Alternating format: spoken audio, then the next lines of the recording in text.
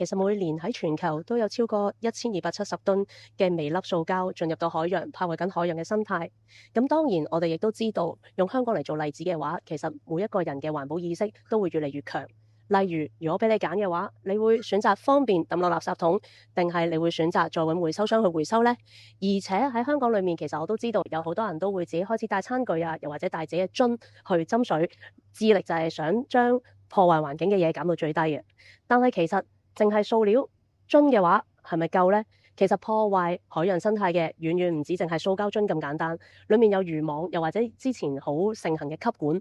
咁其實呢一樣嘢咧，都係對成個生態環境進行好大嘅影響。有啲人或者會覺得，咦，咁其實關我哋人類咩事呢？如果海洋嘅生物受到呢一啲污染嘅時候，咁當然啦，用香港嚟做例子啦，好多人都中意食海鮮啊，嗬。